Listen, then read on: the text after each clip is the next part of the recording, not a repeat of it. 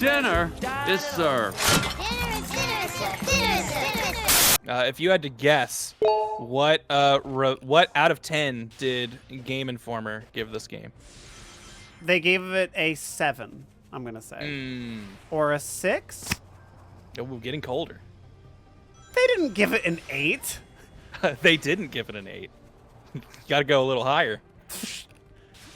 No! What? Okay. Now, admittedly, not very much higher, but you do have to go a little higher. I can't believe they gave it a 10.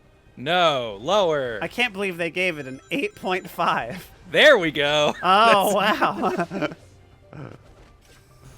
So, you know, that sounds like a good game to me. 8.5.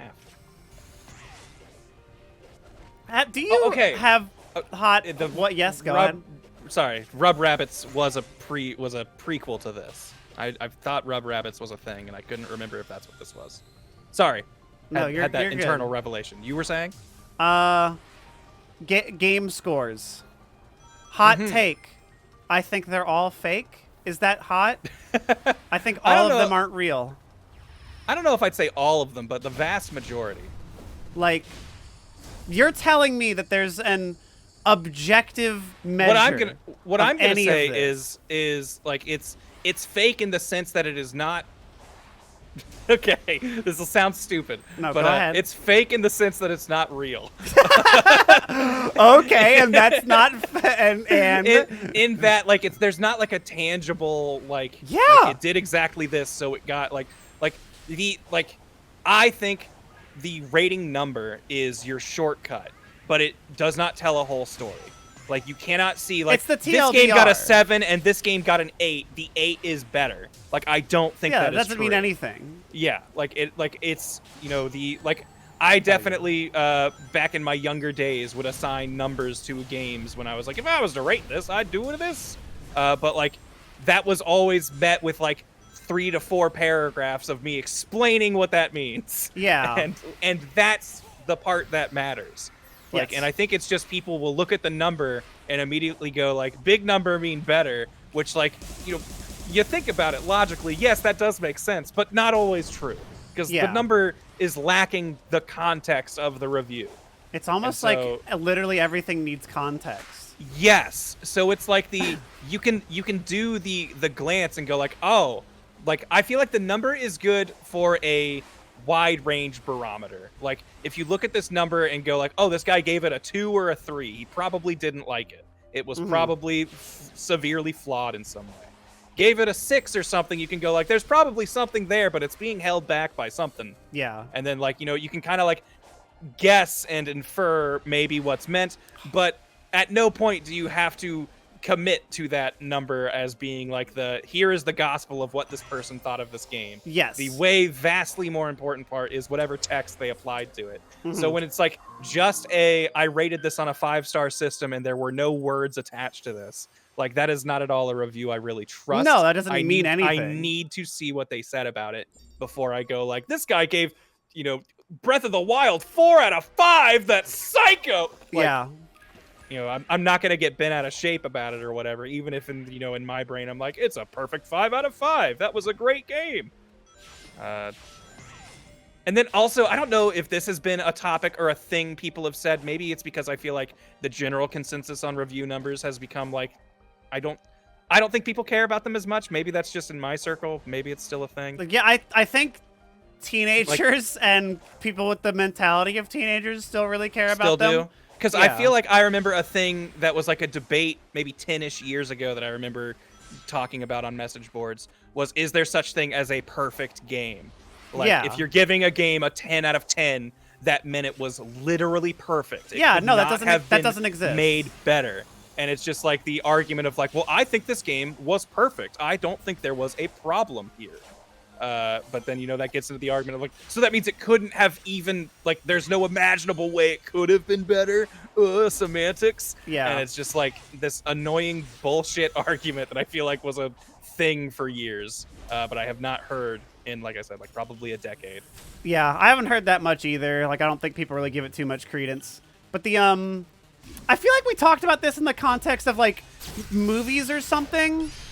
because I feel like I remember somebody saying that we were hipsters in a comment section, so I want to say that we've talked about this. We probably have. I feel like we've ranted about game stuff before. And I don't think Turns out we're passionate and like these things and have thoughts on them. It's crazy. Oh my god, that's great. I remember, like, in the context of, I want to say, like, movies or something, we were like, oh, well, then because you were talking about, like, I think we were talking about something similar to this, because then I remember coming back at you about, like, Marvel movies or something, and it was like, well, then, okay, so if we agree that, okay, then enough people say this is an 8 out of 10. If there's a big enough consensus, then that means that, like, you know, that's when it's valid, because X amount of people said that, oh, this thing is this good, therefore, that means that it's like there's some truth to this metric, right? Okay, gotcha. Like, if it seems like universally agreed upon, except for like these, you know, very like obscure outliers, it's probably can be collectively assumed that this thing was good or whatever. Yeah, and for whatever that means, right? Like, I'm trying to think of something, but like, you know, I know there are games that, like Shadow of the Colossus, I have never played through it, but I feel like I can confidently say it's a good game. Yeah. Because just universally praised, and the people who don't like it, like, it's not that they don't have dumb. an actual argument, it's that, you know, they are outliers Their and they were brains looking for don't something work. specific and this wasn't it. And yeah, probably their brains are a little broken somewhere, and we should just throw all of their opinions in fire along with them and their families. Yeah, but like, we can probably assume, like, I am safe to probably assume that Shadow of the Colossus is a pretty good game. And I have no real reason to doubt that beyond, you know, me playing it once and going like, these controls feel awkward, I don't think I'm going to play this, and then just never got back to it. Yeah. But I am sure that had I given it time or whatever, I would have been like, no, it has to control this way because of all the intricate climbing you're doing. Or, you know, it was controlled that way because of the intricate climbing you're doing, Grant. Or, you know, it came out 20-some years ago, so controllers were different then. How we knew how camera controlling technology in a video game or whatever. Like, yeah.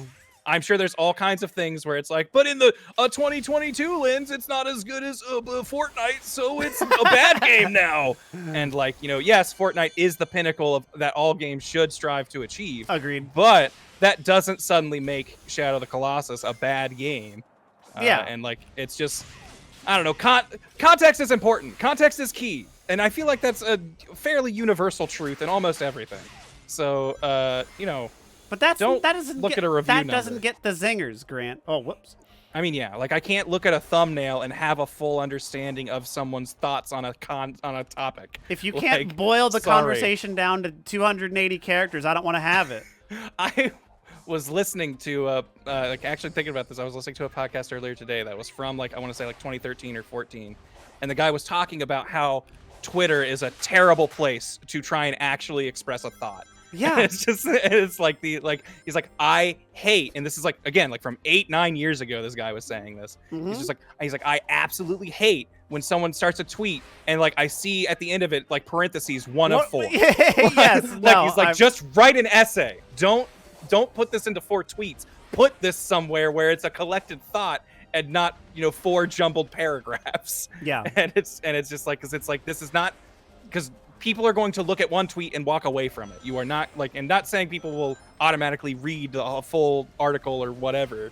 Yeah. As soon as they start, but it's like, it is expressed as a thought, like a single thought, or like, you know, a collection theme, whatever. And Twitter is just not a good way to express that, I guess. Yeah, I agree. I feel that is still true. Yeah, that has always been true. Lots of people will pretend that Twitter is a place for discourse when it is really you just kind of going, hey, dear diary, here's a thought. Yes. And like that's therapeutic. That's why people like to do it. Yeah. But you used to be able to do that in, like, you know, anonymously and privately or whatever, into a diary no one but you read. And then at some point social media became this big phenomenon. It's just a public journal that everybody has. Everyone thought they had to say dear diary on a loudspeaker. Mm-hmm. And like, and it's kind of messed with it, because now if people can respond to your private thoughts and you will feel like personally attacked or whatever, or you see other people's thoughts and they feel differently from you and you feel the urge to respond because that is just the nature of this terrain. Yeah. It feels, I don't know. I feel like I'm going off on a tangent here, but keep your diary entries to yourself, man. And it's okay if people don't agree with you. Yeah, you don't have to say everything. I'm gonna say getting off Twitter more has made my life so much better. Yeah, you don't have to share every thought that comes into your head, and you don't have to respond to every thought you agree or disagree with. You're allowed to just let people go like, huh, this is a thought, and then it goes into the ether to not be responded to or interacted with. Old man yells at Cloud.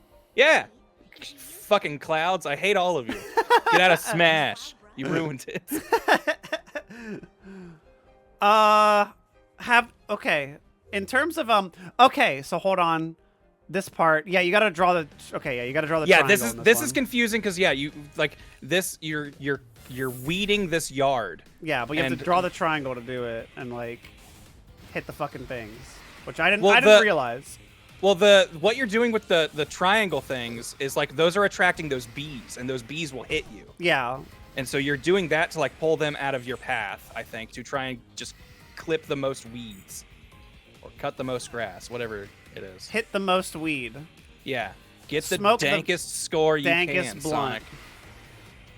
If Sonic got high, would he still be fast? TED Talk, my essay, says he would not. Because he wouldn't know how to tie his shoes. That's what drugs do to you, people. That is. I saw a fun video about like how different animals perceive things, and it was interesting seeing them talk about like, okay, so the way we measure this is like we use this strobe light, and then the way like your pupils dilate with the strobe is like how fast your brain can process the world is the idea. Okay. So we take this strobe light that like your eyeball wouldn't realize is actually strobing because it's going too fast. But like a fly but it looks like could react to it or something, or a dog could react to it, right? Like basically they'll see vision frame rate in different animals. Yes, frame rate for your brain frame rate. Brain rate. Your brain rate. And so dogs is like super duper fast. So it's like they're living in slow motion. They see more. They see more FPS than we do, which is why people like theorize that you're talking. That's why Snoop Dogg's so good at Call of Duty. He's seeing it. He sees it in 420 FPS. Yeah. Every day. And because their dogs are like so, and like squirrels and hummingbirds are so like just bonkers living in slow-mo town that's like it's just normal for them to do all these little wacky No wonder things. they're so hyperactive. Yeah, it's not hyper to them. It's just like they're living in slow motion when they're dealing with our needs. Yeah, like we look like we're moving like this. Catch dog. And that's why the same thing about catching a fly is because a fly's time perception is bonkers fast. So if you want to hit a fly, you want to like move so slowly as to be imperceptible. Oh, okay. So like, is that why like a Venus flytrap can like kind of just close on a fly and it just doesn't do anything because it's like not even perceiving a threat? Or is that just it snapping? So that's a different thing. Okay. But different phenomenon. Yeah, that's a different thingy. Okay. But it was interesting seeing that like they're like, oh yeah, all the dogs like see shit really fast, and apparently cats see shit faster than we do, which is strange to me because they seem very nimble, but their brain rate is slightly slower than ours, so things would be going faster. That's why like a cat, when it turns around and someone's there, it didn't recognize, and it like jumps freaks 30 out. feet in the air. Yeah, like it's because its brain like took a second to process, like, oh, there's a body here. Oh, it's huge. Yeah. But I wonder about things like, okay, if Sonic is traveling, this is what I think about. If Sonic is traveling, this fucking fast, his brain rate has to be really frames a second. His brain rate has to be fucking through the roof. I feel like this topic maybe came up earlier. And I want to see, because I feel like someone commented on one of these.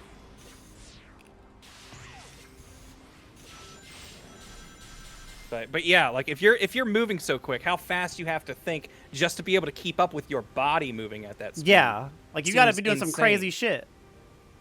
Your brain rate's got to be through the roof. Okay, did we? There was one. I'm trying to remember where it was. There was one dude that we had to go that I haven't been to yet. Is it this one? Might be this one over there in the little under the waterfall. Yeah. So Yes. so we had mentioned Sonic thinking quicker than he could move or whatever. Okay.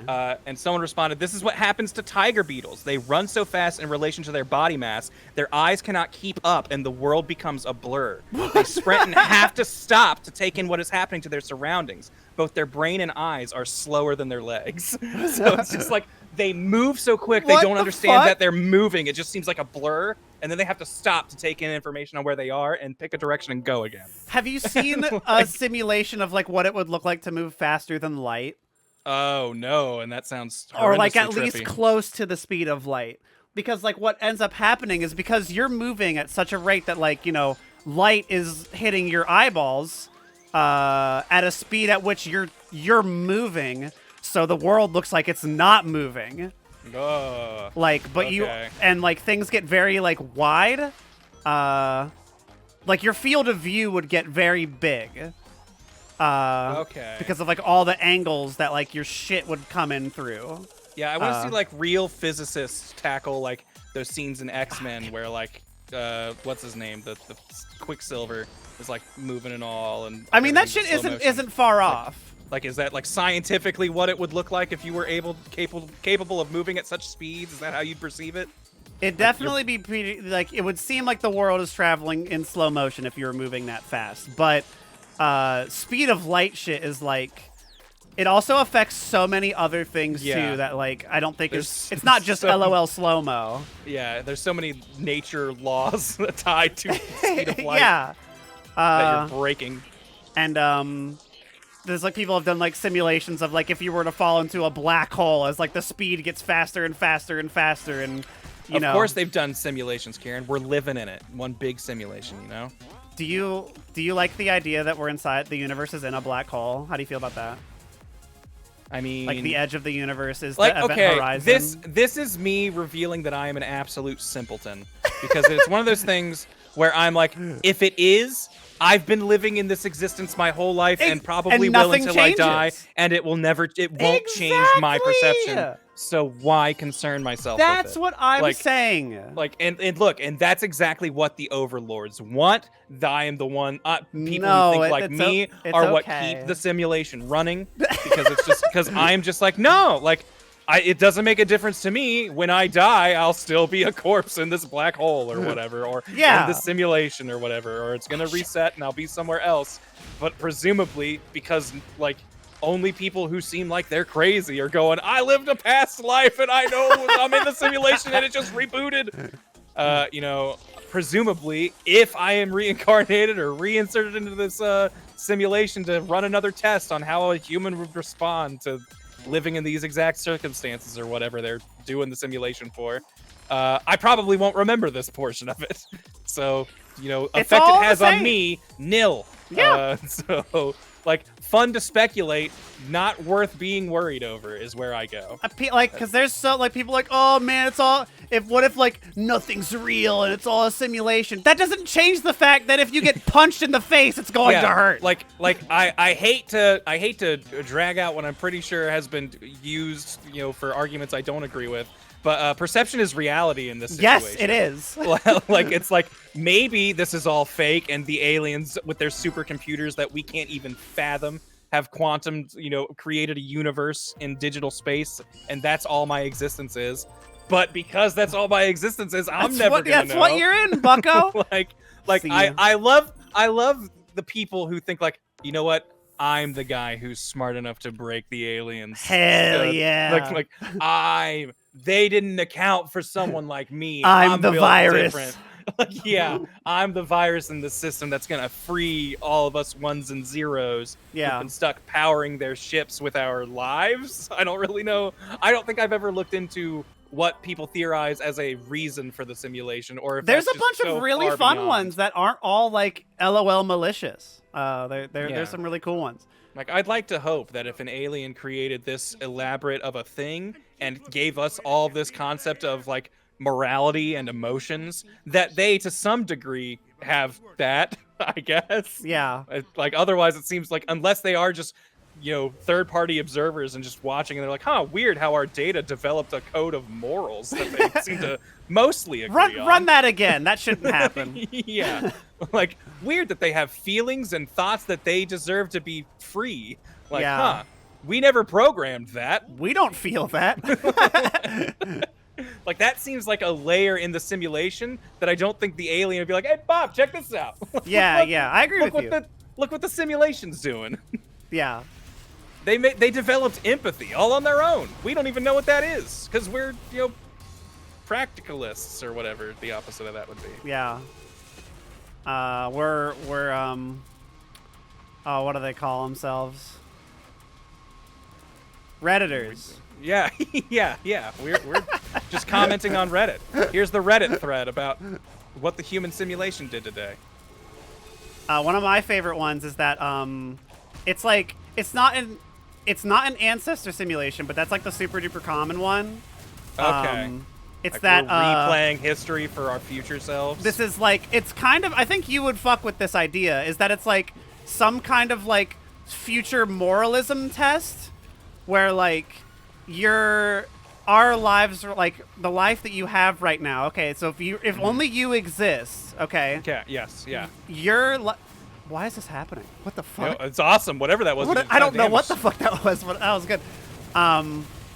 That your life is like a test run to see if you develop the morals to get integrated into the future civilization, and then so that they're gonna wake up out of the simulation. If I fail, do I just wake up in another simulation until I pass, or am I deleted from you're probably just gonna get thrown into another one. That's like Okay. But this is like a very like sciencey, sci-fi like type of idea about like a civilization arriving to this, but like it's not that far off from ideas of like karma and other higher deities and things that people riddle have me about. this, Batman. If we think that this is a big test for morals, doesn't it seem a little immoral to like throw people in such tests like without any sort of warning or consent? No, because it's the future and things are different. Oh, okay. Sorry. I'm just going to take it on good faith that the programmers of this simulation are a moral paragon. Nothing that you've said is. No, I'm not saying it does. I'm just asking. Yeah. Like, just seems like it's immoral to put sentient beings through such a test. But it's not real. I mean, but again, perception is reality in this situation. But then you're going to wake up and not remember any of this, so it doesn't matter. Oh, okay. So this is like, the... It's all a dream, Grant. So there's this show called Severance on like Apple TV or whatever, and the whole thing is like, what if your brain just shut off when you went to work, and there's a work you and a you, so you never have to deal with any of whatever you're dealing with at work or any of that stress. It's like what if you and it's just like, but then naturally the people the work versions of themselves start being like, why is my whole life about work? Why don't I ever get to our natural innate human desire to be free starts peeping in on the work versions, the innies they call them. This show is for people who buy Macs. You got your innie in stupid. Hey, I thought it was kind of a compelling thriller because so what's this company? Why do they have to do this whole thing? Anyway, but I feel like this is that concept because eventually they're like, it's really fucked up that we keep us trapped in here and all we know is this simulation that we think is our reality. Now that we have any sort of thought that there's something out there, which I guess maybe that's what the people, clamoring about us living in a simulation, clamoring about how it's not fair.